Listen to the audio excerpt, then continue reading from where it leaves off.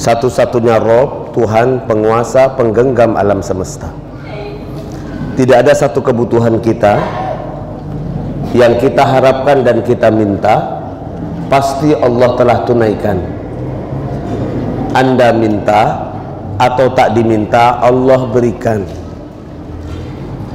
selama masih ada jatah hidup. Kalau seandainya tuan-tuan minta lalu lakukan ikhtiar, maka Allah berikan lebih. Dan perhatikan sahabatku, tidak ada satupun yang Allah berikan kepada kita Allah minta balasannya. Perhatikan juga wahai sahabat solehku, sesuatu yang Allah izinkan kita dapatkan, Allah izinkan kita dapatkan, belum tentu Allah ridho padanya. Oleh karena itu, bila doa Anda makbul, bila permohonan Anda menurut Anda terkabul, bila keinginan Anda dapatkan, mari renungkan, itu hanya sekedar Allah izinkan, yang belum tentu Allah beri ridho, atau di atas keridhaan Allah. Kalau hanya sekedar diizinkan oleh Allah, maaf,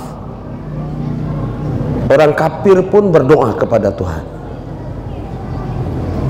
Cina berdoa dengan tepekongnya, Nasoro berdoa dengan keyakinan kepada Yesusnya, Hindu berdoa dengan dewa-dewinya. Mereka dapat bahagia, mereka dapat harta, mereka dapat yang dibutuhkan. Siapakah yang mengabulkan? Siapakah yang mengabulkan doa si Cina, si sipit, kulit putih, buang air tidak pernah cebok, tidak pernah junub? Siapakah yang mengabulkan? Halo, kita belum mulai loh, kok udah bengong? Siapa yang mengabulkan doa Nasoro? Itu. Siapa yang mengabulkan doa si sipit? Allah. Apakah kebahagiaan yang dia miliki, harta yang dia miliki, Allah ridho? La. Allah kabulkan, Allah izinkan. Begitu juga orang-orang yang melakukan kemusyrikan, kefasikan, kemunafikan, dia berdoa dan berhajat kepada Allah, Allah kabulkan. Akan tetapi sesuatu yang Allah kabulkan belum tentu Allah ridho. Inilah perkara pertama, bentuk penghambaan kita kepada Allah. Oleh karena itu, dalam situasi apapun dan dalam keadaan apapun, perkataan kata alhamdulillah wajib bagi orang mukmin memuji Allah dalam keadaan apapun, dalam situasi bagaimanapun, hatta termasuk juga dalam ujian dan musibah. Alhamdulillah. Alhamdulillah itu bukan sekedar Anda dan saya dapat rezeki, bukan. Seorang mukmin yang paham tentang ilmu dan sunnah Rasulullah, ketika Allah uji dia, maka Allah berikan kepadanya ujian sebatas kemampuannya, tetapi di tengah perih dan pahitnya dalam menghadapi ujian, lisannya mampu memuji Allah, alhamdulillah wa ala nikmatillah wa ala haza musibah. Kalau seandainya itu keluar dari lisan seorang mukmin, ketahuilah sahabatku, tidaklah pribadi seorang mukmin seperti mana hadis Sahih Bukhari, ketika Allah mencintai seorang hamba, Allah menyayangi seorang hamba, maka hamba itu Allah uji dengan ujian dan musibah. Maka Allah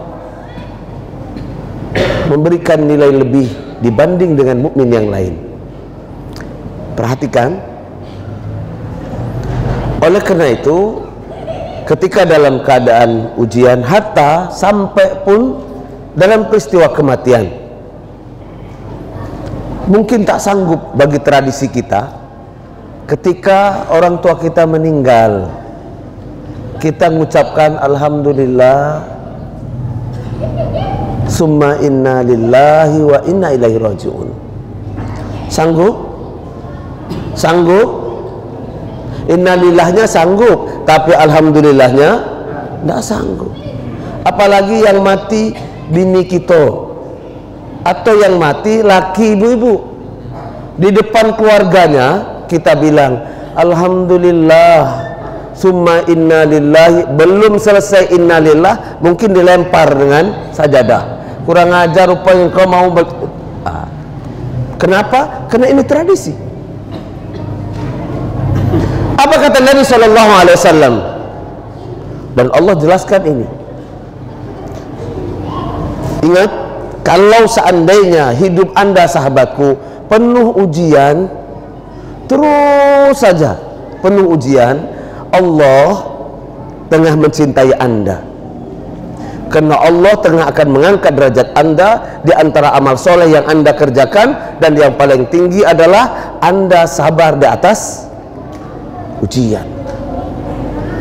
Ini susah dipahami kecuali yang berilmu di atas ilmu sunnah Nabi Sallallahu Alaihi Wasallam. Oleh karena itu maka memuji Allah, alhamdulillah, nahmaduhu, segala puji baginya, wa nastaghfiruhu. Setelah memujinya maka kita baru minta. Itu ada. Anda bekerja di berbagai organisasi, buat proposal, buat surat, mohon bantuan kepada Pak Bupati. Ujuk-ujuk tiba-tiba, Pak Bupati kita punya ini, minta bantuan ini.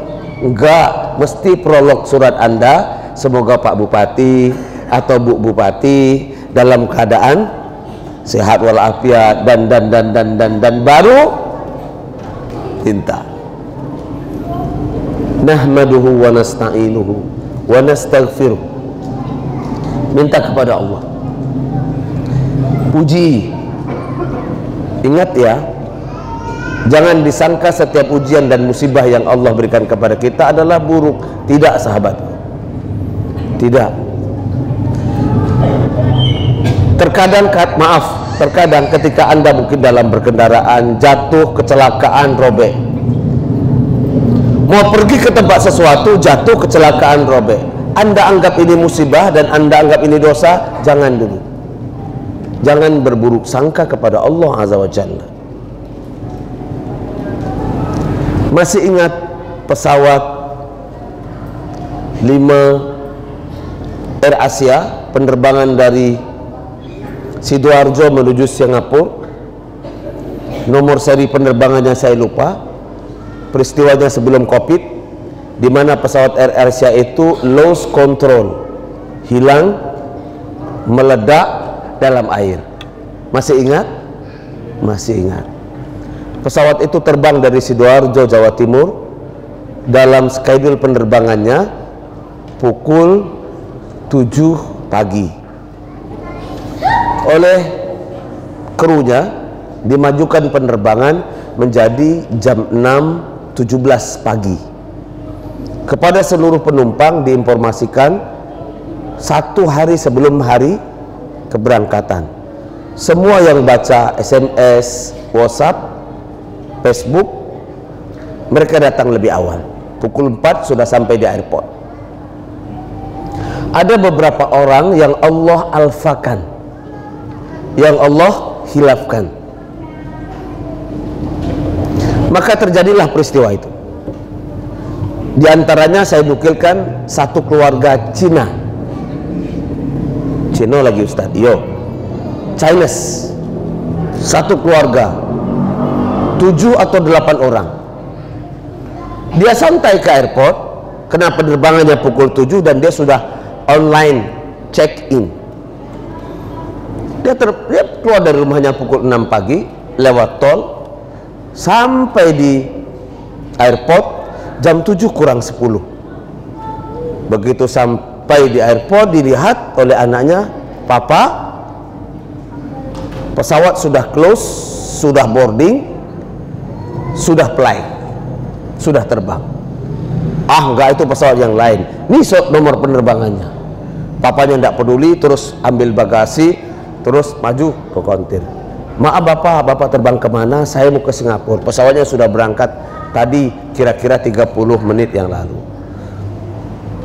Sang ayah ngamuk bukan main, bersama dengan orang-orang yang lain yang Allah alfakan.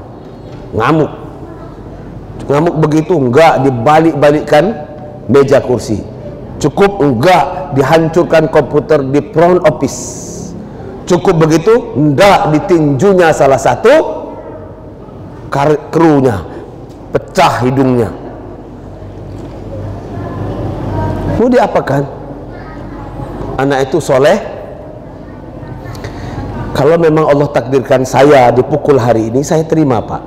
Tapi apakah Bapak tidak? Semua keluarganya, padahal mereka main game tiap hari, Allah alpakan untuk tidak melihat.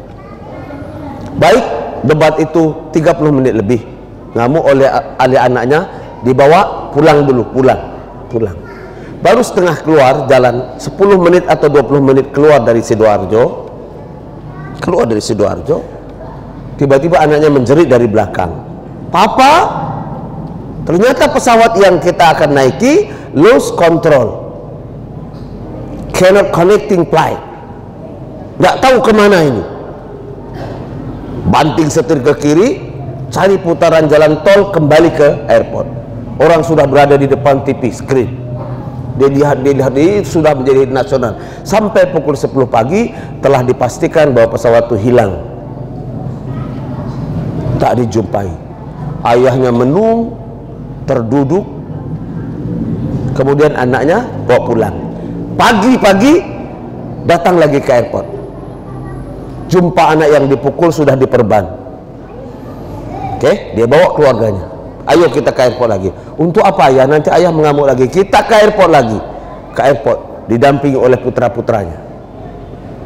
Sampai di airport, "Saya mau cari anak yang saya pukul." Anak itu sudah gemetar ketakutan, mau dibabat lagi ini. Terus dia katakan kalimat apa? "Dua hal saya mau kasih tahu kepada Anda. Pertama, saya minta maaf. Kedua, saya bersyukur." "Kenapa Pak?" "Kalaulah anak saya tidak dialfakan, kalaulah saya tidak dilupakan oleh Tuhan, saya bisa nengok perubahan jadwal, maka saya dan keluarga saya serta emak saya yang ulang tahun ke Singapura ini, habis kami satu keluarga. Saya ke sini untuk meminta maaf dan mengganti rugi semua peralatan di sini, termasuk Anda." Seorang anak yang soleh ini, di atas iman dia menjawab. Perhatikan baik-baik, untuk menjadi orang soleh mukmin yang sejati itu tidak perlu pendidikan tinggi, sahabatku. Dia butuh paham saja dan mengamalkan yang dia paham. Agama Allah ini, syariat Allah ini, Islam itu miliknya Allah. Jangan ada improvisasi Anda dan saya. Jawaban anak yang soleh ini, perhatikan, "Pak, tidak perlu Bapak mengganti dan tak perlu meminta maaf. Allah telah takdirkan aku dipukul, dan Allah juga telah takdirkan Bapak dan keluarga Bapak tidak menengok informasi yang kami beri. Itu keadilan Allah di alam semesta ini. Silakanlah Pak kembali." Mendengar perkataan indah ini, laki-laki childless ini tak habis pikir, seminggu menung. Dia datang lagi dicari anak itu, dan di depan anak itu dia nyatakan, "Asyhadu an la ilaha illallah Muhammad Rasulullah." Akhi, Allah kalau mencintai seseorang berbagai cara dia akan muliakan. Oleh karena itu, jangan pernah setiap ujian dan musibah Anda warnai dengan keburukan. Selalulah berbaik sangka kepada Allah Azza wa Jalla. kepada Allah Azza wa Jalla. Sebab itulah maka hampir semua muqaddimah dalam pidato-pidato dimulai dengan kata-kata pujian. Alhamdulillah, innal hamdalillah, nahmaduhu. Itu adalah sunnah Nabi Sallallahu Alaihi Wasallam. Kita belum mulai ya, kita baru muqaddimah. Kalau tuan-tuan sanggup, insya Allah ya sampai pukul 1:30, dan subuh kita akan lanjutkan lagi satu topik yang insya Allah menggigit. Mengapa Muslim menjadi bangsa babu? Mengapa Muslim menjadi bangsa babu? Topik ini memang saya letakkan di subuh karena saya mau melihat siapakah munafik dan siapa yang bukan munafik. Paham? Nah, kalau paham mengertilah tuh. Kenapa? Karena sholat paling payah bagi seorang muslim adalah sholat isya dan subuh. Baik. Waktu yang berkah itu, sahabatku. Oke, perkara pertama kita memuji Allah dan berbaik sangka kepadanya. Sudah memuji Allah, lalu kita minta kepadanya. Dan jangan pernah berhenti istighfar pagi dan petang, siang dan malam. Istighfar untuk diri Anda, istighfar untuk keluarga, untuk ayah ibu Anda, dan jangan lupa istighfar minta ampunkan kepada orang yang mau menutup toa masjid. Oke, saya minta ke tuan-tuan, minta ampunkan, doakan dia. Sudahlah, jangan dibully lagi di media sosial, keriting nanti kumisnya. Ya, jangan sahabatku. Kalau Anda caruti, maki hamun, maaf ya, ribahi, kira-kira dia berubah enggak? Anda maki-maki di media sosial, di Facebook, dia berubah enggak, Bu? Enggak. Dia enggak berubah, tapi dia dapat pahala Anda menghibahinya. Sementara Anda yang menghibahi, mencaruti di media sosial, dapat apa? Dapat dosa. Lihat. Maka orang yang berilmu tidak mencaruti. Iya, memang salah, nggak mencarutinya, tapi menugar carut marut itu dengan doa. Ya Allah, semoga dia balik ke pangkal jalan menjadi muslim yang taat. Kalau ndak mau balik, benamkan aja lah ya Allah. Itu pun ndak boleh juga. Nggak boleh, sahabatku. Doakan. Bayangkan Anda mendoakan musuh Anda, Allahu Akbar. Kemungkinan dia berubah menjadi baik? Pastilah, karena Allah menjamin. Allah menjamin, sahabatku. Ada 3 amalan yang sampai takdir Allah bisa rubah. 3 amalan sekurang-kurangnya takdir Allah bisa rubah. Apa itu? Silaturahim. Nanti kita jelaskan sedikit kenapa dillah Isra Mi'raj ada pada perkara ini. Silaturahim. Kedua, doa. Ketiga, sedekah. Sudah ya, yang sudah terlanjur mencuat-cuat, gatal tangan nih mau balas, oke, jangan ikut-ikutan, stop. Karena balasan Anda apapun, kalau baik rakib yang mencatat, kalau buruk atib yang mencatat. Rakib beruntung tuan-tuan, atib sengsara. Lihat ahli ilmu dan ahli sunnah, paham dan hati-hati. Oke, demi Allah saya hadir di acara itu. Saya hadir di hari Rabu itu. Di hari Rabu pertemuan dengan kementerian itu, ini diliput. Saya hadir. Wallahi, ini meja saya duduk 2,5 meter meja Pak Menteri. Ya, saya sudah nyiapkan 11 atau 12 pertanyaan. Tapi sesi tanya jawab enggak ada. Jadi saya simpen sajalah pertanyaan itu. Saya sabar. dalam urutan pertanyaan yang 11 atau 12 pertanyaan tadi, ada pertanyaan tentang toa, ada tentang azan, ada, tapi Allah takdirkan tidak ada dialog. Pidatonya lebih kurang 9 menit 28 detik. Saya punya rekamannya. Pidatonya indah, baik, insya Allah baik. 4 perkara yang dia bahas tentang indeks 30% kerukunan beragama masyarakat Riau.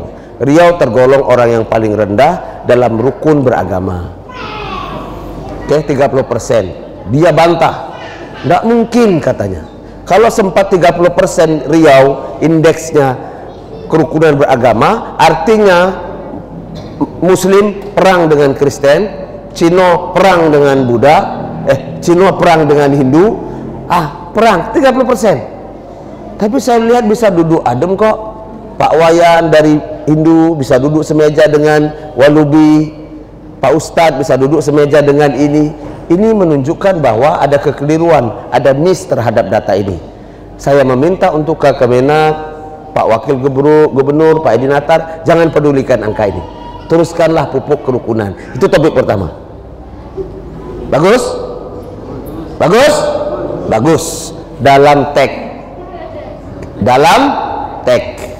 Topik kedua, saya perlu luruskan. Kalau perkara itu dia bagus. Ya, mukmin itu fair. Perkara kedua, kuota haji. Baik Bapak Wakil Gubernur, Pak Edi Natar, kita akan berikan kesempatan agar orang Riau kalau haji punya embarkasi perantara, kita akan support dan kita akan dukung. Semoga orang Riau dapat porsi sebaik-baik mungkin. Bagus? Bagus. Dalam teks. Dalam teks.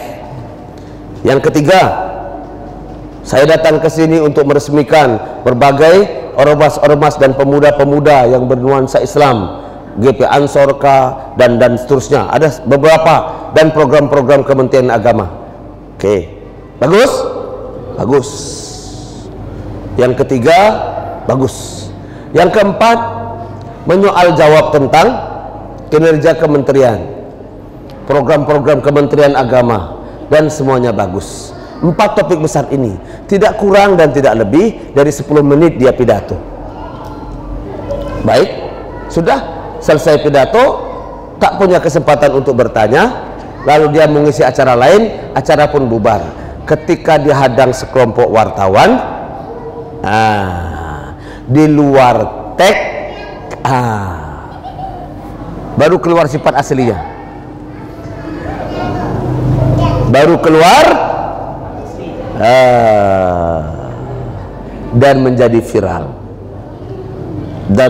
viral, Baik, saya masih berbaik sangka, semoga Allah berikan taubat untuknya dan menarik perkataannya sampai tidak menjadi isu nasional. Jangan buat sikap pula ya, kami dari Jamaah Masjid Ikhlas Provinsi Belilas menyatakan sikap 1, 2. Tidak usahlah buat begitu. Cukuplah lembaga ada, cukuplah MUI aja ya. Cukup. Berbuih pun orang Belilas bercakap takkan sampai ke dia. Oke, berbuih beratus pun Anda viralkan takkan sampai ke dia. Tapi kalau semua yang hadir malam ini, dan berdoa satu, ya Allah, balikkan hatinya, jadikan dia soleh dan baik. Ya Allah, balikkan hatinya, jadikan dia soleh dan baik. Semua yang hadir segini banyak, seminggu saja di tahajud doa, saya yakin kalau tidak dibalikkan ditambah lanatnya. 2 saja pilihannya. Anda mau jadi kelompoknya Nabi Adam alaihissalam atau kelompoknya Iblis laknatullah. Hanya ada 2 pilihan. Baik, itu hal penting setelah kita memuji Allah Azza wa Jalla. Perkara yang kedua, sahabatku yang dimuliakan Allah, Allah melalui lisan Nabi SAW mengajarkan kita, wa na'udzubillahi min sururi anfusina wa min sayyiati a'malina. Lihat indahnya. Ya Allah, jauhkan aku wa na'udzubillah min sururi anfusina, dari keburukan-keburukan diriku, keburukan diri kita, ya, wa min sayyiati a'malina, dan keburukan amal kami. Ternyata diri kita dapat melahirkan keburukan-keburukan, baik dalam hati, keburukan min qalbi, wa min lisani, wa min yadi, wa min aqli, wa min fani, dan semua indera kita. Min sururi anfusina, kita memiliki keburukan, sahabatku. Terkadang kita merasa kita baik padahal kita melakukan keburukan. Kalau di Pekanbaru mudah sekali. Contoh Pak, contoh. Di Pekanbaru kan susah tempat buang sampah, ya, susah Pak. Kalau di Belilas banyak lah, oke. Tapi walaupun banyak, kalau bukan tempat sampah jangan dibuang. Ini adab dan akhlak. Mukmin itu dilihat dari adab dan akhlak. Orang Pekanbaru kalau dia tak punya tempat pembuangan sampah, jam 9 itu baru keluar rumah cari tempat pembuangan sampah. Pakai Honda, celana pendek atau 3/4, cari tempat. Asal ada tepi jalan onggok sampah, dia ikut buang. Dia ikut buang. Padahal itu bukan tempat sampah. Saya tanya ke tuan-tuan yang pernah melakukan hal itu. Saya tanya, ketika Anda dengan sengaja buang sampah di tanah orang, di tempat umum, di tepi jalan, bukan hak Anda di situ, tidak tempat pembuangan sampah, tapi Anda mengikut orang yang salah buang sampah, kira-kira perbuatan Anda dicatat raqib atau atid? Hah? Kalau tengah buang sampah tiba-tiba ditabrak orang mati di situ, besok dibangkitkan tengah bawa apa? Halo? Tengah bawa sampah. Karena Nabi SAW mengatakan, begitu halusnya hati orang mukmin, begitu lembutnya pribadi orang mukmin, begitu hebatnya sikap orang mukmin. Kalau depan rumah Anda dijadikan tempat pembuangan sampah, ridho atau tidak? Tidak ridho. Kalau orang lain tidak, perhatikan, kalau rumah Anda tidak ridho dijadikan tempat buang sampah, bagaimana dengan orang lain? Ridho atau tidak? Tidak. Sahabatku, Islam itu bukan ilmu saja. Islam is not knowledge, bukan pengetahuan. Islam itu adalah amal. Kita bahas panjang lebar Isra Mi'raj malam ini. Kalau hanya iya, dulu aku pernah dengar, tak berubah adab Anda, tak berubah akhlak Anda, tak bertambah soleh, maka Anda hanya punya dua pilihan. Karena peristiwa Isra Mi'raj adalah peristiwa di mana menentukan akidah dan tauhid hamba Allah ketika itu. Anda menjadi mukmin muslim sejati, atau Anda menjadi muslim yang murtad, fasik, atau munafik. Hanya ada dua pilihan. Anta sahabatku, ashabul yamin, golongan kanan, atau ashabus simal, golongan kiri. Fadilah dan keutamaan Isra Mi'raj bagi kita umat akhir zaman ini dua perkara besar. Anda menempatkan diri sebagai golongan kanan, atau Anda berada di golongan kiri. Kita akan dalami, insya Allah, seberapa yang sanggup. Kalau bisa setengah dua, kalau bisa setengah tiga. Jangan balik. Halo, jangan balik. Saya belum mulai ya, ini baru muqaddimah. Betul, ini belum mulai. Iya kan? Nahmaduhu wa nasta'inuhu wa nastaghfiruhu wa na'udzubillahi min sururi anfusina. Kita baru bahas wa na'udzubillah min sururi anfusina. Berlindung kita kepada Allah dari keburukan-keburukan diri kita. Apa keburukan kita, diri kita? Itu contoh tadi. Merasa tidak apa-apa, orang semua gitu kok. Coba depan rumah Anda tempat orang buang sampah, Anda jengkel bukan main. Kalau orang lain jengkel, bagaimana diri Anda? Dan begitu juga adab. Anda sahabat soleh, sahabat soleh, sendal contohnya. Ini adab akhi. Sendal jepit, walaupun sendal jepit Jepang swallow milik saudara anda, ini kan sendal jepit, tidak apa-apalah, saya sarung buat kamar mandi, lalu dikembalikan lagi. Kira-kira yang punya ridho atau tidak? Kalau sendal anda dipakai untuk wudhu lalu basah-basah, kira-kira anda ridho atau tidak? Kalau anda tidak ridho, bagaimana orang lain? Perilaku anda yang itu akhi dicatat oleh raqib atau atid?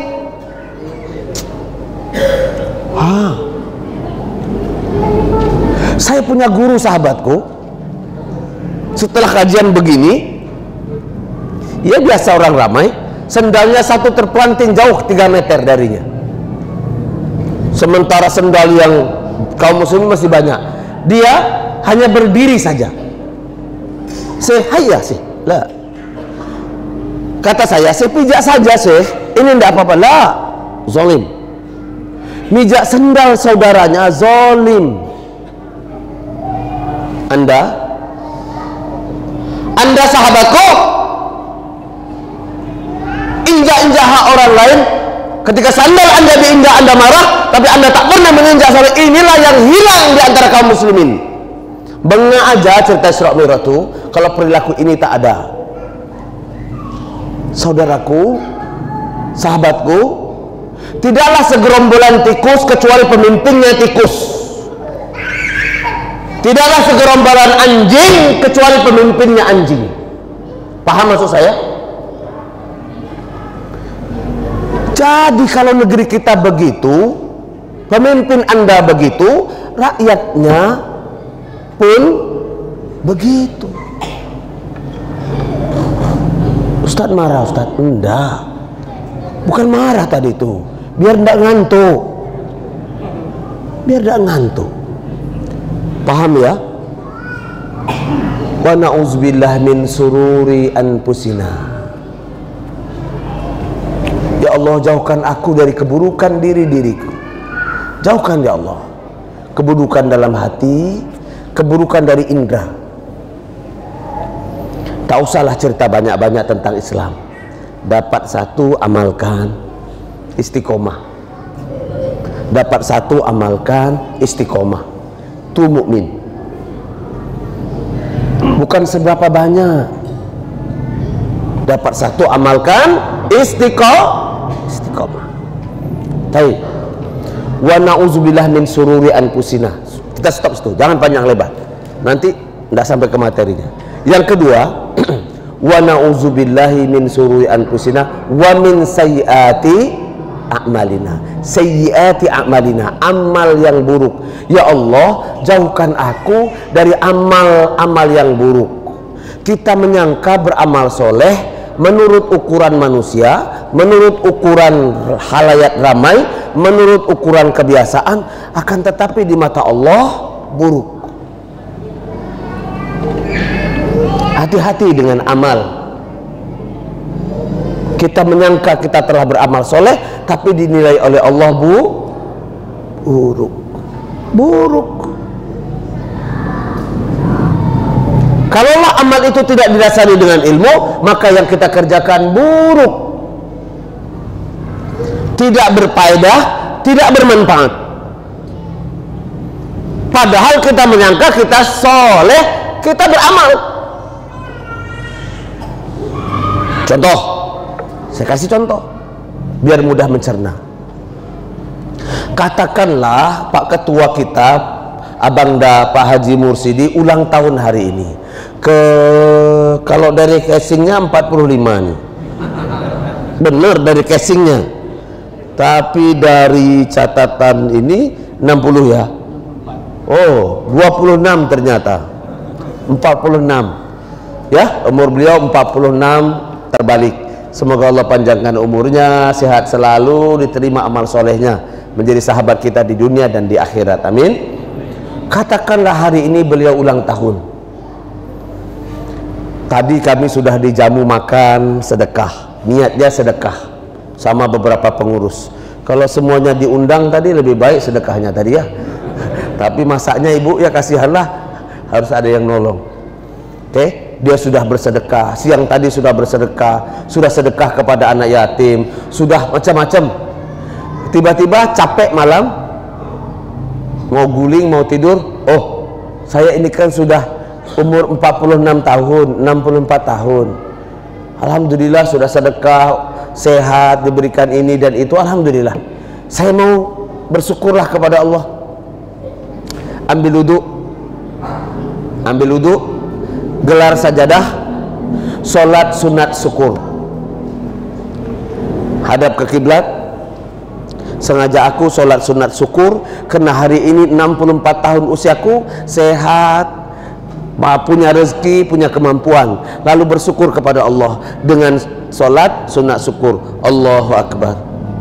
Doa iftitah, Al-Fatihah, Al-Kafirun. Rakaat kedua, Al-Fatihah, Al-Ikhlas. Assalamualaikum warahmatullahi wabarakatuh. Assalamualaikum warahmatullahi wabarakatuh. Ya Allah, alhamdulillah, ya Allah, ya Allah, ya Allah, alhamdulillah. Saya tanya ke tuan-tuan, saya tanya ke bapak-bapak, saudaraku, sahabat soleh, sholat sunat syukur tadi dapat pahala atau dapat dosa? Sholat sunat syukur tadi dapat pahala atau dapat dosa? Dapat pahala, kata sebelah kiri saya. Kata kanan, dapat pahala atau dosa? Saya ulangi, dapat pahala atau dosa? Siapa yang ngajarin? Siapa yang ngajarin kalau sholat sunat syukur kita sudah umur 64 tahun, lalu Allah berikan kesehatan, sudah sedekah itu ini, lalu laksanakan sholat sunat syukur karena dapat nikmat umur 64 tahun, itu dapat pahala. Siapa yang ngajarin?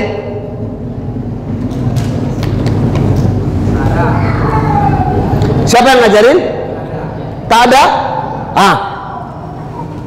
Kalau begitu, sholat sunat syukur adalah improvisasi kita terhadap sholat sunnah. Kalau begitu, sholat sunnah syukur adalah ijtihad kita terhadap sholat sunnah baru. Kita buat jenis sholat sunnah baru, namanya sholat sunnah syukur. Sedangkan Allah dan Rasulnya tak pernah mengajarkan, Abu Bakar tak pernah berbuat, Umar tak pernah berbuat, Ali, Utsman, semua sahabat tak berbuat. Anda sok hebat lalu buat sholat sunat syukur.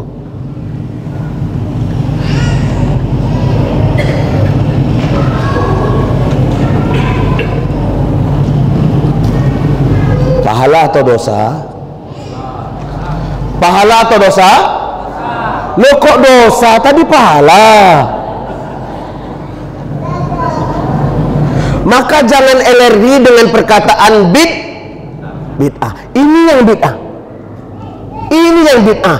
Anda dan saya sok soleh, sok abid ahli ibadah, lalu improvisasi dalam amal soleh, buat sholat jenis baru, namanya sholat sunat syukur, berharap pahala kepada Allah, berharap kemuliaan kepada Allah, menyangka soleh.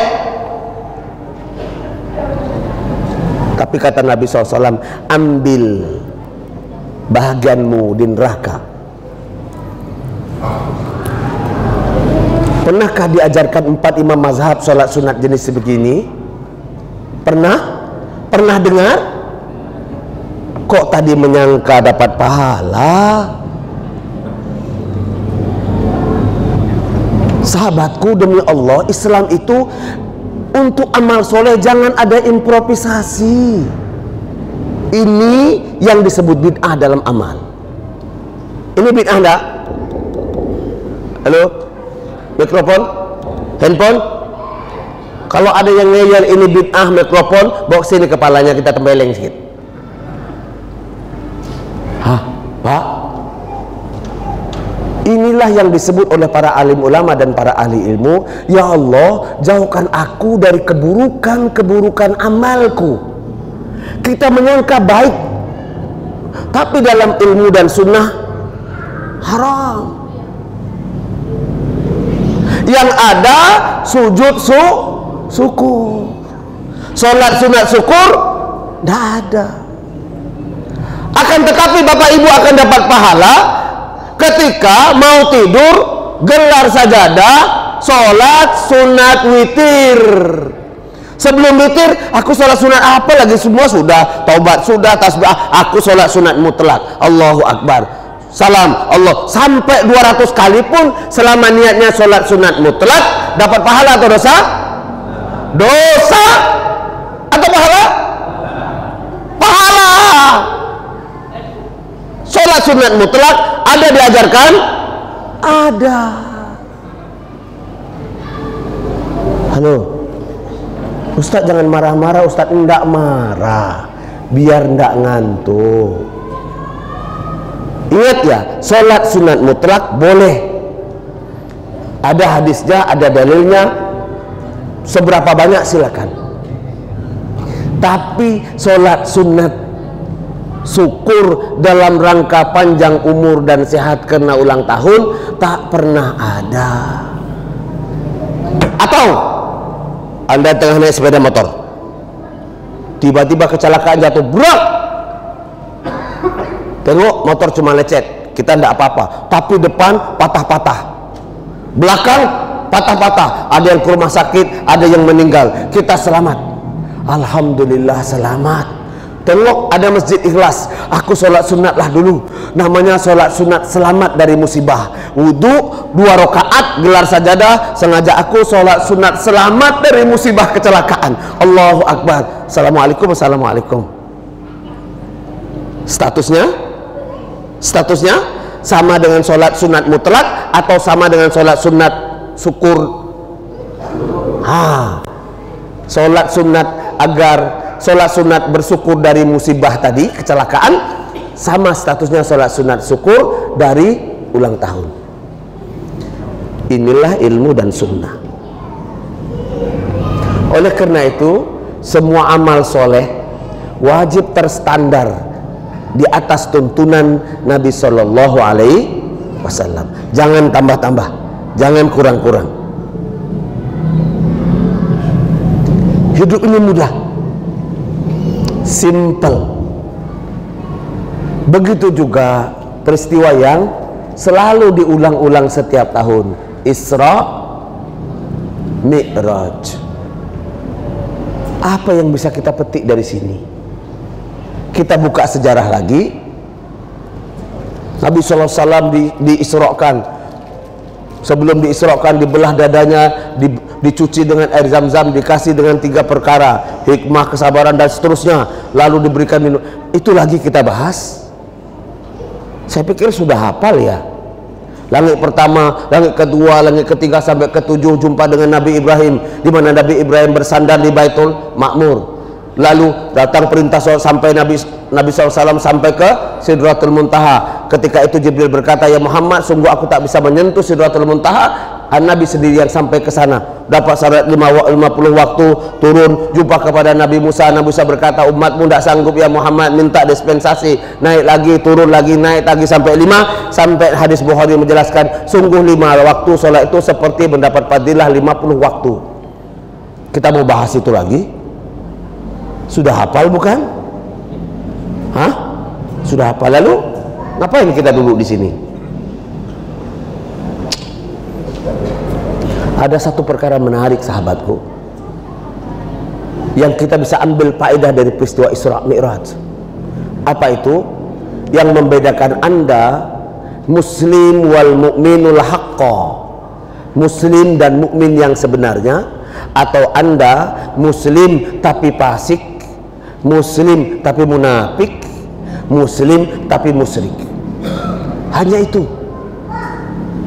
Kenapa? Karena ketika Nabi Shallallahu Alaihi Wasallam, Nabi subuh itu setelah pulang, Nabi duduk menung sendiri, merenung di salah satu beranda atau teras di Ka'bah. Tiba-tiba datang Abu Jahal. Ya Muhammad, kenapa kau bengong-bengong?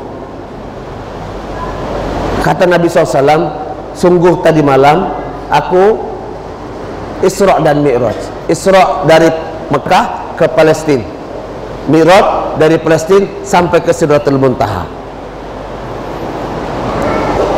Yang tanya siapa tadi? Abu Jahal bertanya kepada Nabi SAW. Nabi polos menjawab. Apa kata Abu Jahal? Benarkah ini Muhammad? Benar. Ya Abu Hakam. Abu Hakam namanya. Benar ya Abu Hakam. Tapi kenapa Abu Jahal? Nanti kita akan ceritakan. Benar ya Abu Hakam. Lihat apa yang ada di otak Abu Jahal. Muhammad, maukah kau memberikan pengumuman dan memberikan penjelasan kepada seluruh Quraisy di Mekah? Mau. Nabi polos. Mau. Bagi Nabi ini kesempatan untuk dakwah. Tapi bagi Abu Jahal ini kesempatan untuk menghabisi Muhammad. Ditarik tangan Nabi SAW naik ke Jabal Qubis. Jabal Qubis itu kalau kita tawaf, kalau kita sa'i, pas di bawah bab sofa, ya, sofa tempat memulai tawaf. Pas kalau kita keluar dari pintu 99, 89, terus itu antara Masjidil Haram dan gang, ada gang, dinding tembok besar, atasnya sekarang menjadi istana King Abdul Aziz, ya. Nah, itu namanya Jabal Qubis. Apa Jabal Qubis? Jabal Qubis itu bukit untuk pengumuman. Yang biasanya di situ hanya orang tertentu, hamba sahaya berkulit hitam yang suaranya lantang. Siapa itu? Tukang umumkan. Tukang umumkan apa kalau ada peristiwa-peristiwa di Quraisy di Mekah. Misalkan anaknya Abu Sufyan lahir, umumkan anak laki-laki Abu Sufyan lahir. Si budak sahaya ini naik di atas gunung Jabal Qubis. Wahai penduduk Mekah, telah lahir putra Abu Sufyan ke-26 dari istrinya ke-17. Umma 17, iya. Orang Quraisy bangsawan rata-rata memiliki istri 40, 38.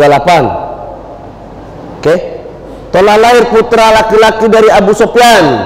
Wah. Kalau laki-laki diumumkan, kalau perempuan mereka sembunyikan, bahkan mereka bunuh. Baik, diumumkan. Sekarang yang naik tidak tanggung-tanggung, pemimpin Quraisy, rajanya Quraisy, Abu Hakam, dengan Nabi SAW. Wahai Quraisy, berkumpullah kalian, kata Hakam. Sungguh Muhammad akan bercerita tentang peristiwa yang terjadi malam tadi, di mana dia diisrokan dan dimi'rajkan. Silakan Muhammad. Maka Nabi pun bercerita tentang Isra Mi'raj. Ada muslim yang ketika itu setengah hati, baru mulai mengenal Islam, berubah benci kepada Islam. Baru masuk Islam, berubah pindah menjadi murtad. Oke? Itu pemisahan yang sungguh luar biasa. Dan begitu jugalah keadaan kita hari ini, sahabatku. Ingat ya, sahabatku, kita hari ini juga demikian, terkotak-kotak. Ini belum dajjal benar Pak yang tumbuh, belum dajjal betul yang keluar. Kita sudah terpisah-pisah. Sukar sekali membedakan mana muslim yang mukmin dan mana muslim yang munafik. Susah kita membedakan. Kalau dari penampilan, berjenggot, pakai imamah, semua orang pakai jenggot Pak. Sampai tukang mabuk pun, pemain musik mabuk pun pakai jenggot. Ya, kalau tengok casing. Tapi hari ini kita lihat siapakah yang benar di antara mukmin, siapakah yang benar di antara muslim yang Allah ridho. Yang Allah ridho, bukan Allah makbulkan. Coba perhatikan ketika Nabi SAW bercerita tentang Isra Mi'raj, bahwa dia dijalankan dengan menaiki kendaraan burak dari Masjidil Haram sampai ke Palestina. Palestina itu 2 bulan Pak. Naik kuda tercepat, sebulan berjalan, sebulan kembali. Dalam satu malam.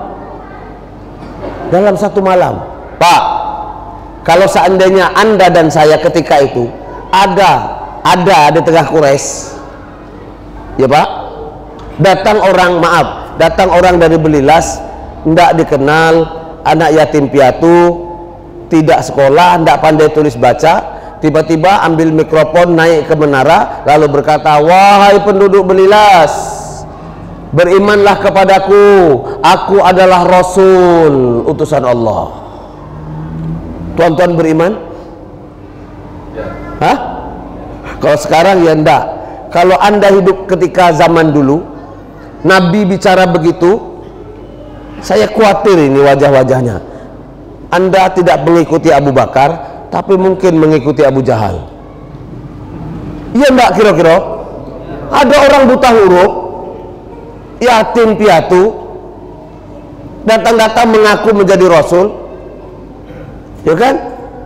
Sedangkan yang jelas-jelas saja dari Jakarta juga banyak yang menipu, ya kan? Datang dengan nama besar, viewernya sampai 6 juta, sampai sini balik tanpa pamit. Nah, saya baru dapat informasi pula.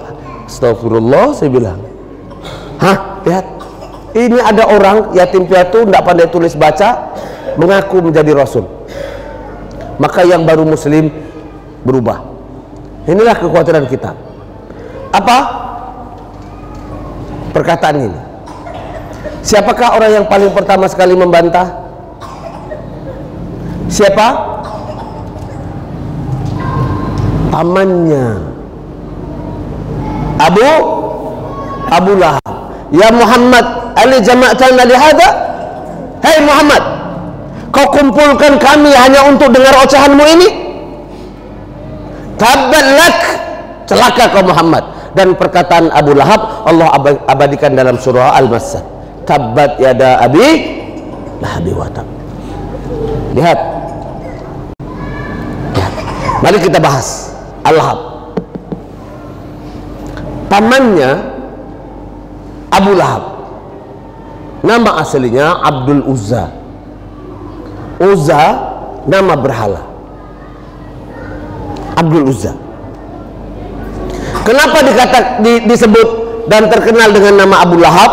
Lahab itu Pak, Lahab itu kinclong. Kalau kita glowing, tahu anak muda glowing? Wajahnya bercahaya. Kenapa? Karena Abu Lahab itu ganteng, tinggi, besar, putih kulitnya, seperti mana kulit ayahnya Abdul Muthalib. Kinclong, glowing. Maka dikatakannya bapak yang glowing, yang Lahab, yang bercahaya. Nama aslinya Abdul Uzza. Perhatikan surah Al-Lahab. Tabbat yada abi lahabi wa tab, ma aghna anhu maluhu wa ma kasab. Perhatikan. Kalau kita bahas tafsir surah Al-Lahab ini dalam rangka kebencian kepada Nabi SAW, padahal sebelum itu, ingat ya, 40 tahun usia Nabi SAW, Nabi dicintai oleh pamannya Abu Lahab.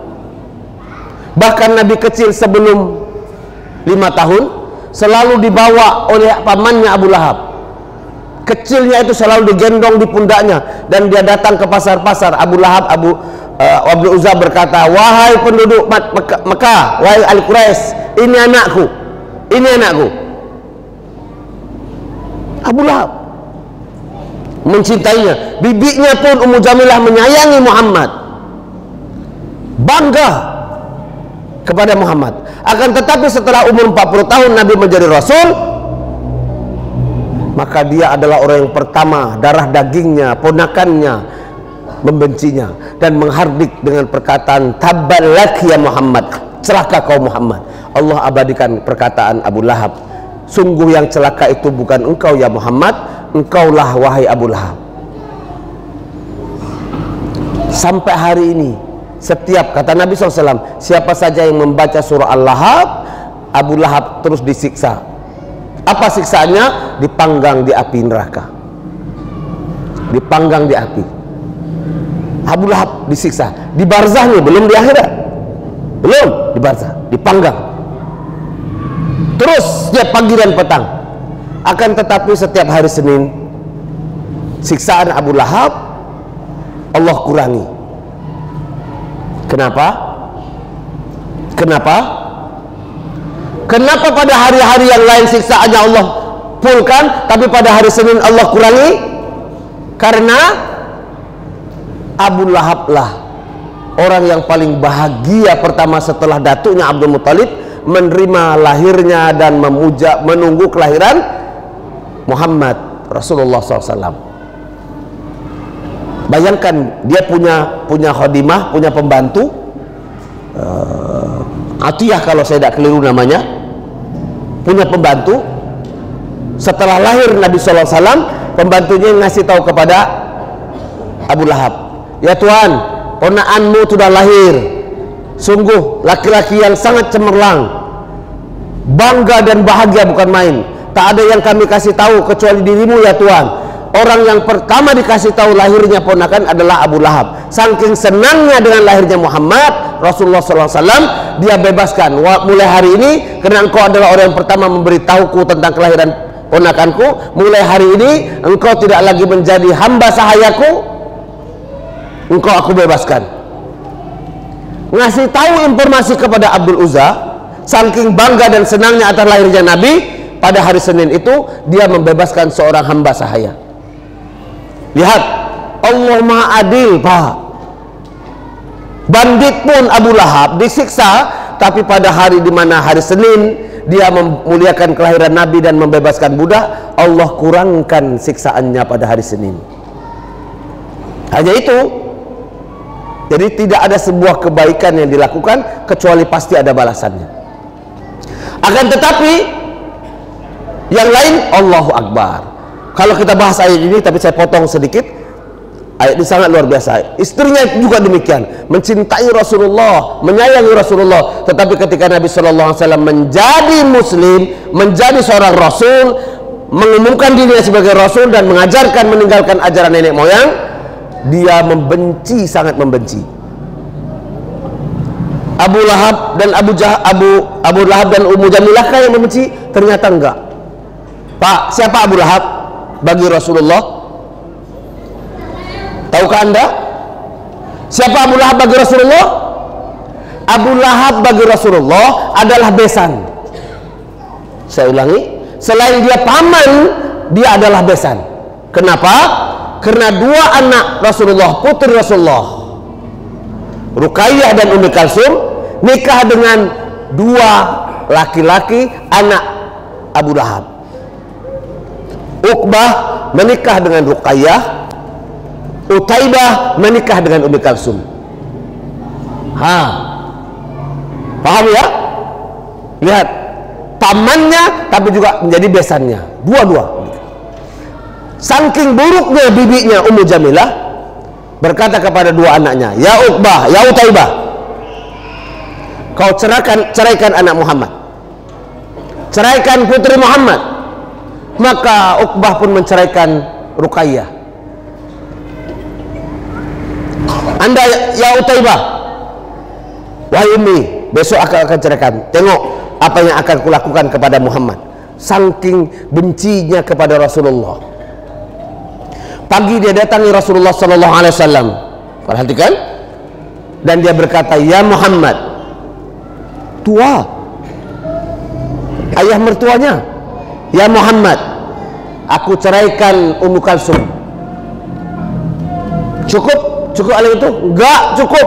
Lalu diludahi muka Rasulullah SAW. Sudah diceraikan, diludahi muka Nabi SAW. Kemudian apa yang dilakukan oleh Nabi SAW? Nabi mengangkat tangan, ya Allah, Utaibah, ya Allah. Inilah doa yang menurut sebahagian ahli hadis, doa kekesalan seorang ayah, ya, untuk menjaga marwah kedua putrinya. Ya Allah, dia telah menghina Rasulmu dan menghina keluarganya. Ya Rabb, datangkan anjing-anjing di dunia ini untuk merobek-robek Utaibah. Ternyata doa Rasulullah itu dengar dan tahu ayahnya, pamannya dia, dan besannya.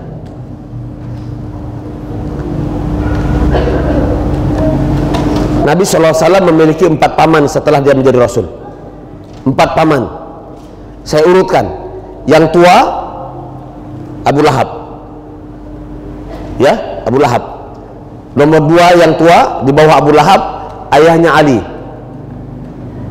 Abu Thalib. Di bawah Ali, Abbas radhiyallahu anhu. Di bawahnya lagi Hamzah.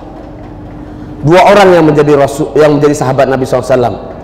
Satu Abbas dan dua Sayyidina Hamzah radhiyallahu anhu. Abu Lahab tidak menjadi sahabat. Abu Lahab ini tampan, gagah, kinclong, dan jutawan. Orang kaya. Ali punya ayah tidak kaya, tetapi arif, bijaksana. Setelah datuknya meninggal, pamannya ayahnya Ali menjadi Raja Quraisy. Wafat Raja Quraisy ayahnya Ali, baru Abu Jahal. Baru Abu Jahal. Perhatikan apa kata Abu Lahab. Sungguh aku takut dengan doa Muhammad. Oleh karena itu anaknya suruh berdagang, Pak. Kepada Utaibah dikirim pasukan yang mengawal, dan dikirim 200 unta untuk mengawal. Sampai satu dalam perjalanan dagang, istirahat Utaibah. Dia istirahat di tengah-tengah, dikelilingi oleh 200 unta dan dijaga oleh pasukan pengawal. Allah kirim apa? Allah kirim anjing? Enggak, Pak. Allah kirim seekor singa. Singa itu tidak memakan pengawal, singa itu tidak memakan unta, singa itu mencabik-cabik dan merobek-robek Utaibah. Mati Utaibah di atas doa Nabi Shallallahu Alaihi Wasallam. Utaibah itu menantu dan sekaligus sepupu. Tapi Allah hinakan siapa saja para penghina Nabi Shallallahu Alaihi Wasallam. Siapa saja para penghina Nabi. Oleh karena itu sahabatku yang dimuliakan Allah, wajiblah kita memperbarui iman kita, menjaga akidah kita, agar kita berada di antara barisan yang benar. Jadi Isra Mi'raj ini sahabatku adalah yang membedakan kita menjadi muslim yang sesungguhnya atau menjadi muslim yang munafik, atau muslim yang fasik, atau muslim yang musyrik. Berhati-hati, munafik tak ada ciri-cirinya. Munafik solehnya nampak, pakaiannya sehari-hari soleh, Pak, tampaknya soleh, tapi kalau dia munafik semua amal solehnya tidak diterima oleh Allah. Muslim yang musyrik juga seperti itu, soleh, beribadah, beramal soleh, pergi haji, pergi umroh, sedekah, infak, semuanya dia lakukan. Tetapi kalau melakukan kesyirikan, habislah. Syirik itu, Pak, bukan menyembah berhala. Di abad modern ini syirik itu tidak menyembah berhala. Syirik itu setidak-tidaknya ada 4 bahagian. Syirik dalam doa, syirik dalam ibadah, disyirik dalam cinta kepada Allah, dan syirik dalam niat. Itu, Pak, sumber syirik. Orang soleh seperti tuan-tuan takkan mungkin nyembah tepekong, itu tidak ada. Orang soleh seperti tuan menyembah gereja, menyembah pohon, tidak mungkin. Tapi mungkin saja Allah pelencengkan melalui godaan iblis, laknatullah, Anda syirik dalam 4 perkara tadi. Syirik dalam niat, syirik dalam ibadah, syirik dalam cinta kepada Allah, dan syirik dalam niat, ibadah, cinta kepada Allah, dan syirik dalam yang ketiga, yang keempat tadi, syirik dalam niat. Syirik dalam niat itu apa, Ustaz? Misalnya, contoh, saya kasih contoh sederhana, syirik dalam niat. Misalkan setiap 1 Muharram, atau dikenal oleh orang Jawa tanggal 1 Suro. Biasanya tanggal 1 Suro apa yang dilakukan oleh ketua kampung? Halo? Sedekahan bumi. Masih ingat negeri Amri Palu, negeri Pasaungu? Masih ingat? Di mana? Di Palu. Lihat, sudah sembuhkah Palu sekarang? Sampai hari ini pengungsinya masih menderita. Masih banyak orang yang tinggal di tenda-tenda. Mungkin tidak Masjid Ikhlas ini, mungkin tidak Masjid Ikhlas ini bisa bergeser pas di depan Tugu Patin? Mungkin atau mustahil? Seperti mana mungkinnya kebun kelapa milik orang Palu 14 kilo bisa bergeser di depan kantor wali kota. Hah, di Palu. Kenapa itu terjadi? Perhatikan Pak. Dia melaksanakan sebuah acara kebudayaan namanya sedekah laut. Sedekah laut. Disembelih sapi. Kamu petani apa Pak? Saya petani pisang, bawa pisang terbaik, letakkan di sini. Bapak, saya petani anggur, anggur terbaik. Petani mangga, petani ubi, petani sawit, gonggolan atau tandan sawit terbaik, sini. Letakkan di sampan ini. Lalu ada kerbau terbaik, sapi terbaik sembelih. Yang nyembelih Pak Imam Masjid. Yang tukang doa MUI. Yang aminkan seluruh ustadz-ustadz. Pak Imam Masjid nyembelih Bismillah Allahu Akbar, menyembelihnya dengan menyebut nama Allah. Niatnya untuk sedekah laut. Bismillah Allahu Akbar. Potong kepalanya, letakkan di sampan itu, diiringi dengan ada jagung, ada ketela, ada macam-macam. Lepaskan di laut. Untuk apa ini? Untuk apa istilah budaya sedekah laut? Untuk memberi makan kepada hantu laut, jin laut, jerambang laut, apa lagi? Hah? Macam-macam lah yang ada di laut. Dengan maksud agar tahun ini hasil ikan banyak, lautnya baik, memberi berkah. Lihat, niat menyembelih hewan, niat bersedekah, niatnya agar hantu laut tak mengamuk, dapat hasil laut. Artinya yang dapat mendatangkan rezeki selain Allah juga hantu laut. Syirik atau tidak? Tuh imam tadi, imam salat, Pak MUI tadi muslim. Perhatikan, kalau ada perayaan seperti itu, ingat ya Pak, yang ikut dalamnya, yang ikut di dalamnya, yang punya tenda, yang punya sound system, ikut menolong masak, ikut hadir dalam majelis itu, maka dia subhat di atas kesyirikan kepada Allah. Subhat di atas kesyirikan kepada Allah.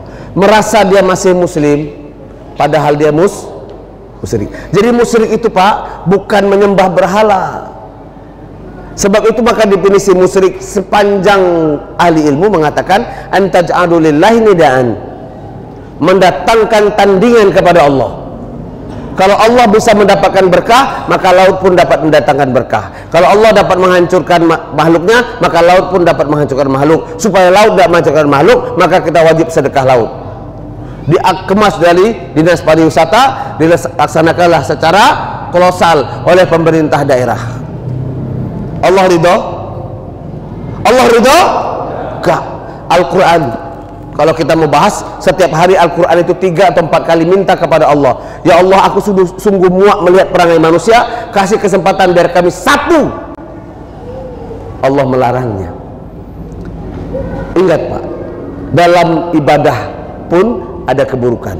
Orang Quraisy, Abu Jahal Pak, kalau ditanya siapakah Allah, Abu Jahal akan menjawab, Allah pencipta alam semesta, pengatur alam semesta. Abu Lahab kalau ditanya siapakah Allah, Allah menciptakan alam, menciptakan bumi ini. Kalau dari aspek ini, seakan-akan dia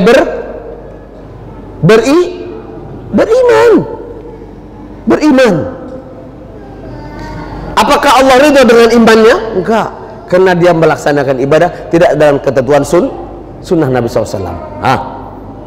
Jadi peristiwa Isra Mi'raj ini mengembalikan tauhid kita kepada yang sebenarnya, atau meletakkan na'udzubillah di antara kita, di antara keburukan-keburukan dalam tauhid. Inti utama Isra Mi'raj itu meletakkan Anda dan saya di atas tauhid yang benar atau salah. Tuh Pak, itu baru satu tuh. Itu tauhid dalam niat. Tauhid dalam ibadah banyak banget. Tauhid syirik dalam ibadah banyak banget. Syirik dalam keimanan dan keyakinan banyak banget. Nah, saya kasih contoh Pak. Pak, Pak, kalau Bapak misalkan tengah nyopir sesak buang air, tengok masjid jauh, SPBU ndak ada, yang ada kebun sawit sama kebun karet, terpaksa harus berhenti kan? Parkirkan mobil, bawa air, masuk ke kebun gotah. Sebelum Bapak, siang sopir-sopir ini sesak betul, sebelum Bapak buang air, ngomong apa? Ngomong apa? Ini kebun sawit orang atau kebun gotah orang? Sebelum buang air ngomong apa Pak? Permisi to, cucu numpang kencing. Permisi to, cucu numpang. Atunya siapa? Halo? Ada yang melakukan gitu? Atunya siapa?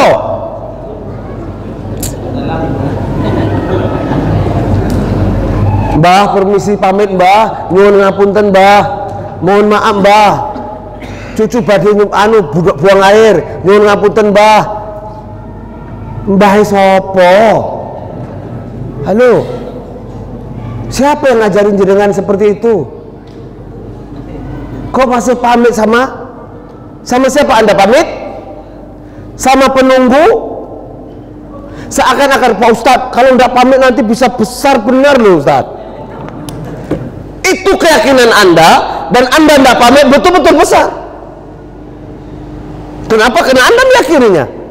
Padahal kekasih kita Nabi SAW tak mengajarkan begitu sahabatku. Tidak ada pamit-pamit sepanjang adatnya dijaga. Jangan berdiri, jangan menghadap kiblat, jangan membungkuk kiblat, jangan kencing di lubang. Kencing saja, cuci, istinja, sudah, tak perlu pamit-pamit. Karena setan bukan tempat untuk Anda pamiti. Paham ya Pak? Itu dalam ibadah Pak. Nah, dalam keyakinan kita saja kita sudah tidak yakin kepada Allah Azza wa Jalla. Kalau begitu, maka keyakinan Anda hari ini sahabatku dengan keyakinan Quraisy sama atau tidak? Sama atau tidak? Sama. Itulah perkataan Umar bin Khattab. Apa kata Umar bin Khattab? Tunqidu ura'ul Islam urwatan. Aku khawatir kepada siapa? Kepada kaum muslimin, di mana nanti Islam itu tertanggal satu-satu. Islam itu, iman kita itu seperti ikatan simpul Pak, akan tertanggal satu-satu, tercabik, terbuka satu-satu. Kenapa terbuka? Apa kata Umar? Lianna, karena lam ta'rifu bi umuril jahiliyah. Kenapa? Karena Anda tak tahu perkara-perkara jahiliyah. Jahiliyah Abu Jahalnya kita musuhi, Abu Lahabnya kita musuhi, akan tetapi amalan-amalannya kita jalankan. Apa kata Abu Sufyan? Tidaklah kami pergi berdagang kecuali kami sebelum berangkat mesti akan pamit dengan yang berhala paling besar, namanya Hubal.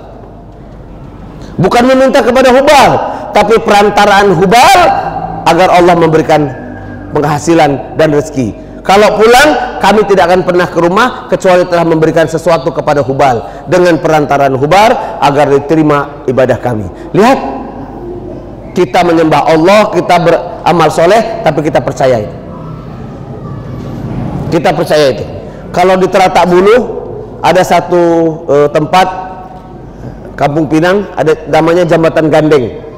Jambatan itu double. Kadang kalau anak-anak muda lewat tengah-tengah malam itu tidak berani sendiri Pak.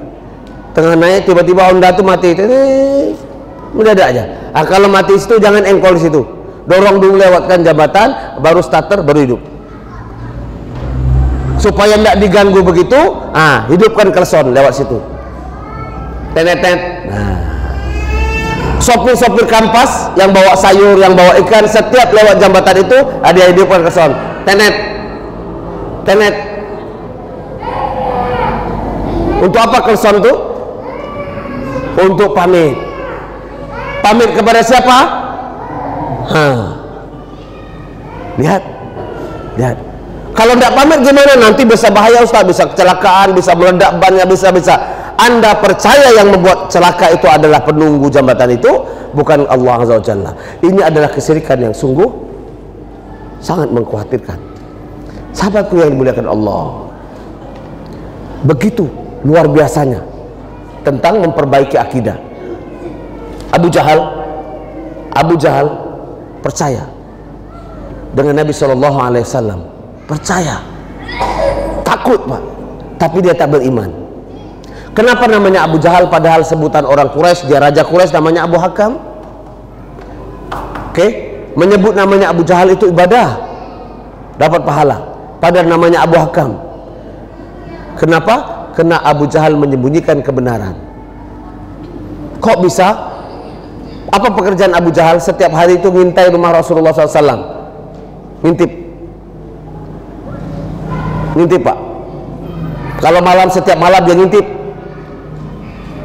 Apa yang dilihat, apa yang diintip? Mendengar Nabi SAW membaca Quran tiap malam.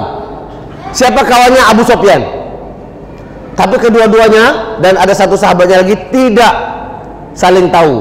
Tiap malam Abu Sufyan di sebelah sini, Abu Lahab sebelah sini, belakang kawannya, mendengarkan bacaan Quran dari Nabi SAW sampai datang subuh. Di mana rumah diam Nabi? Kalau kita ke toilet 3, keluar dari Marwah, Sofa, Marwah, Safa, Marwah, tahalul kita di Marwah, keluar di Marwah pintu 3, depannya ada rumah kelahiran Nabi SAW, rumah datuknya Nabi, sekarang jadi pustaka. Ngintip Nabi. Setelah subuh keluar, jumpa. Ya Abu Hakam, apa yang dilakukan di sini? Wahai Abu Sufyan, kamu ngapa di sini? Aku mendengarkan Muhammad. Terus besok janji ya, jangan kau dengarkan. Ya, janji. Malam kedua pergi, dengarkan lagi. Malam ketiga jumpa, janji, jangan dengarkan. Sampai 3 malam berturut-turut. Apa kata Abu Sufyan? Wahai Abu Hakam, apakah benar perkataan Muhammad? Apa kata Abu Hakam? Benar. Kalau benar Muhammad, kenapa kita tak menjadi Islam? Apa jawab Abu Hakam? Sungguh apa yang dikatakan Muhammad benar, akan tetapi Muhammad itu tidak dari kaumku. Aku tidak menerima Muhammad bukan karena Muhammad salah, tapi Muhammad bukan dari kaumku. Gengsi, menyembunyikan kebenaran karena gengsi. Sebab itulah dia disebut jahil, disebut dengan Abu Jahal, bapaknya kebodohan. Itu sahabatku yang dimuliakan Allah. Dan perhatikan baik-baik, Abu Jahal dan semuanya, siapa saja yang menghina Rasulullah, siapa saja yang mendengki Rasulullah, semuanya dapat kehinaan. Ingatkah ketika peristiwa Nabi SAW ditimpakan perut unta? Ditimpakan perut unta, Nabi sedang sujud, Abu Jahal ada di situ, Umayyah bin Halab ada di situ, Uqbah ada di situ, ada 5 atau 6 pembesar-pembesar, raja-raja Quraisy. Kok bisa ada di depan Ka'bah perut unta? Orang Quraisy kalau dia pulang berdagang, beruntung dia bernazar menyembelih unta, di situ di depan Ka'bah disembelih unta, dagingnya diambil, perutnya dibuang. Perut unta itu dihogokkan, mungkin lebih besar dari ini, ditimpakan kepada pengguna Nabi sampai Nabi tak bisa bergerak. Ibnu Mas'ud ketika itu nampak, tapi apakah daya Ibnu Mas'ud ini miskin, tak bisa nolong. Sampai datang Fatimah radhiyallahu anha menolong Nabi SAW, sampai Nabi pun merah pada mukanya dan berdiri. Lihat apa yang Nabi lakukan. Lalu Nabi mengangkat tangan, ya Allah, Abu Jahal ya Allah, ya Allah, Umayyah bin Halab ya Allah, ya Allah, Uqbah ya Allah. Lihat. Dan orang-orang yang Nabi doakan tadi semuanya mati menjadi bangkai busuk dan hina ketika Badar. Abu Lahab mati ketika Badar, kepalanya itu diangkat di depan Rasulullah. Ya Rasulullah, ada Abu Jahal.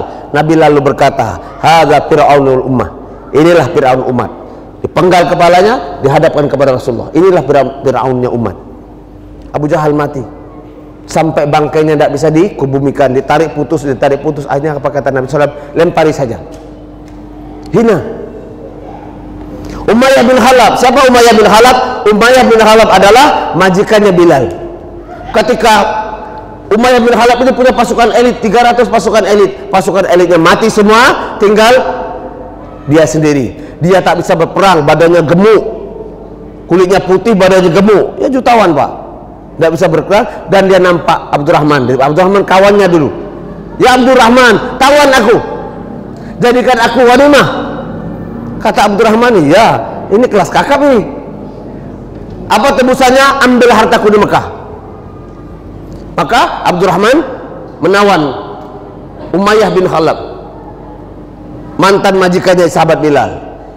Begitu dia berada di punggung di belakang Umayyah, belakang Abdurrahman bin Auf, jalan. Sahabat bertanya, ya Abdurrahman, itu Umayyah bin Khalaf. Ya, kasih itu kepadaku.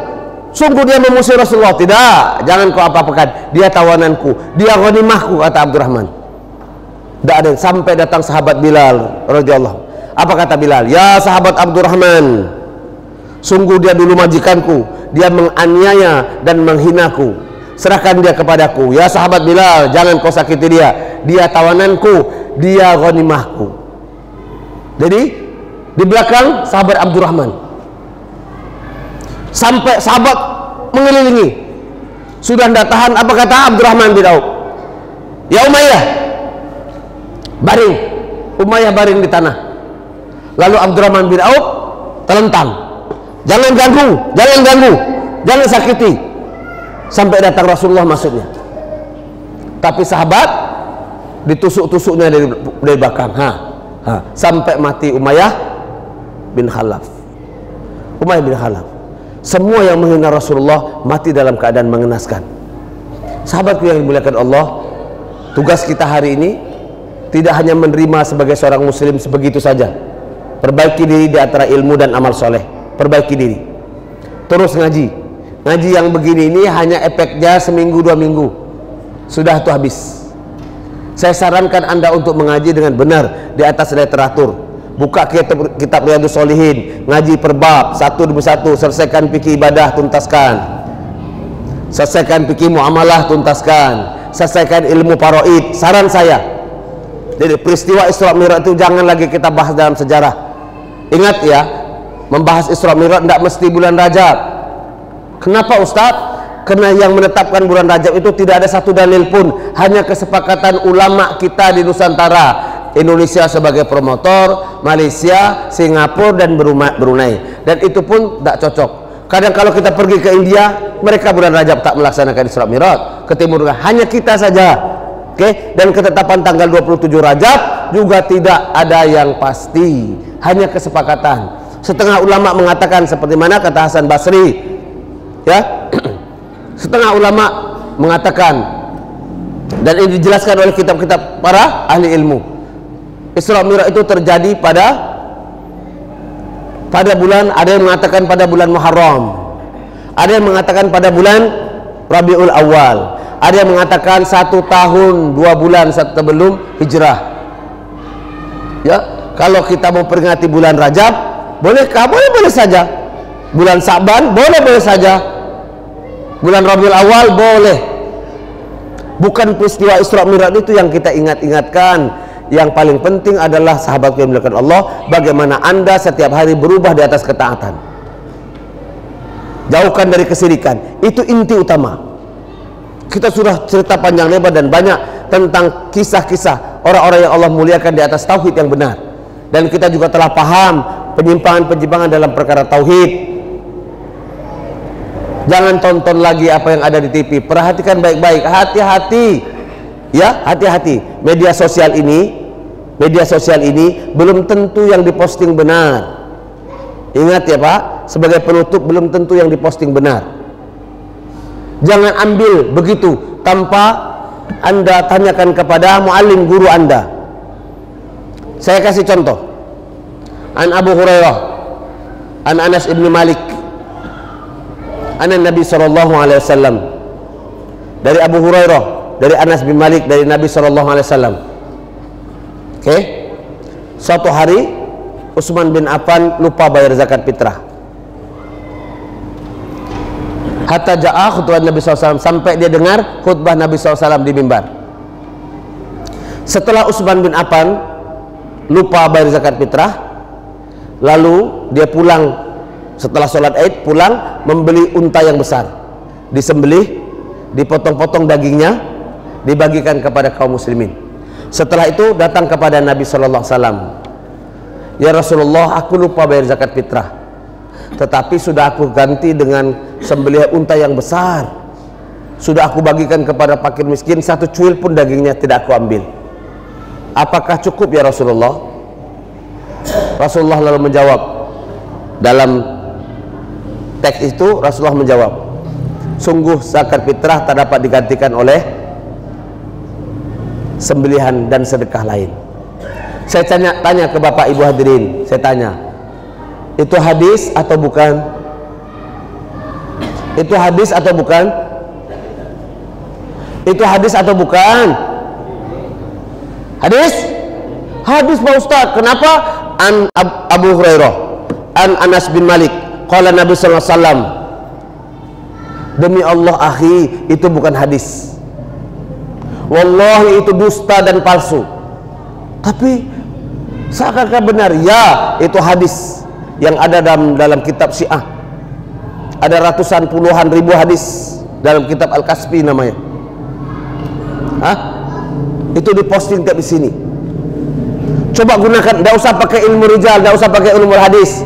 Kalau kita belum belajar, coba renungkan sedikit-sedikit, renungkan, pikirkan sedikit. Kira-kira mungkin atau tidak mungkin Utsman bin Affan lupa bayar zakat fitrah?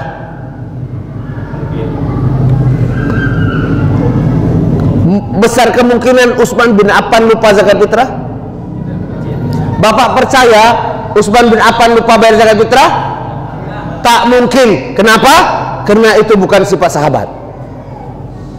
Oke? Nah, sekarang ada hadis Utsman bin Affan lupa bayar zakat fitrah. Kok bertentangan dengan sifat sahabat? Inilah hadis yang dibuat oleh kaum Syiah. Setiap hari belasan ribu terus masuk di media sosial, terus seakan-akan hadis, padahal itu adalah dusta di atas Nabi SAW. Semua hadis yang Bapak Ibu baca, kalau hadis itu memburuk-burukkan, menjelek-jelekkan sahabat Nabi SAW, berarti itu bukan hadis, itu buatan Syiah. Musuh Allah hari ini Bapak Ibu terus berkelibat merusak akidah kita.